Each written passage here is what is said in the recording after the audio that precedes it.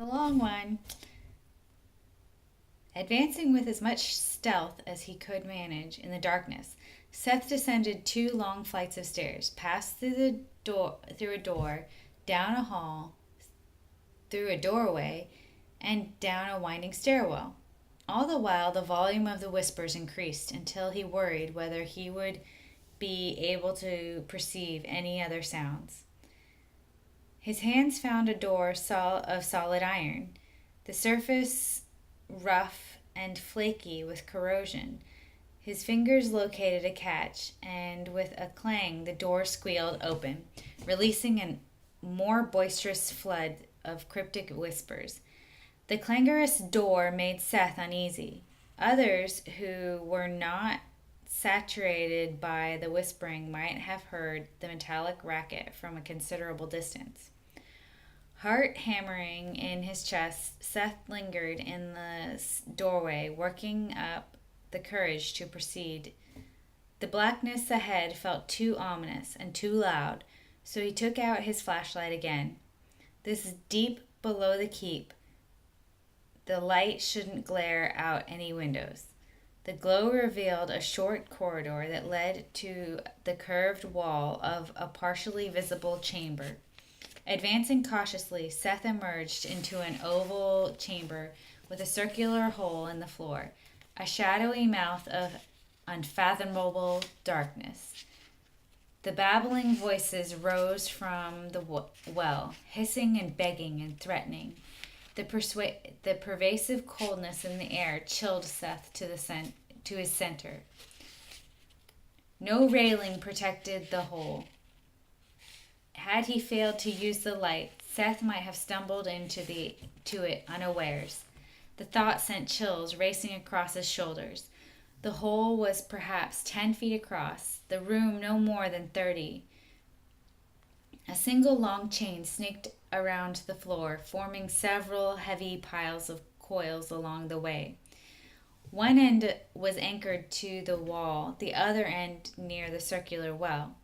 Each oxidized link contained two holes, one for the previous link and one for the next.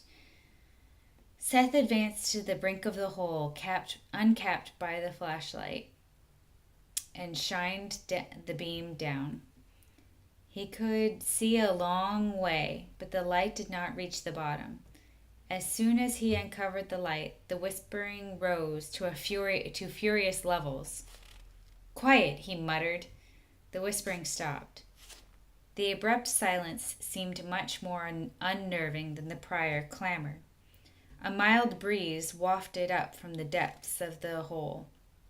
Worried that the owners of the hushed voices could see him, Seth switched off the flashlight, plunging the room into impenetrable darkness. "Help us," whispered a plaintive, parched voice. "Mercy!" "Who are you?" Seth whispered back, trying to keep his teeth from chattering. "We are those confined to the depths," the thirsty voice answered. "What kind of help do you—" "The chain!" A chorus of other ghastly voices repeated the request. "The chain! The chain! The chain! The chain!" Seth cleared his throat. "You want me to lower the chain?" "We will serve you for 1,000 years. We will fulfill your every wish. You shall never know defeat again. You shall never know fear. All will kneel before you." More voices kept adding promises until Seth could no longer make out any specifics. "Quiet," Seth demanded. The voices complied. "I can't hear you when you all speak at once." "Wise Lord," a raspy voice began, speaking alone. "We have lost all sense of time and place. We do not deserve this abyss. We need the chain. Send us the chain. Where is the chain?" Other spectral voices took up the cry. The chain. The chain. The chain. Hush, Seth said. Once again the voices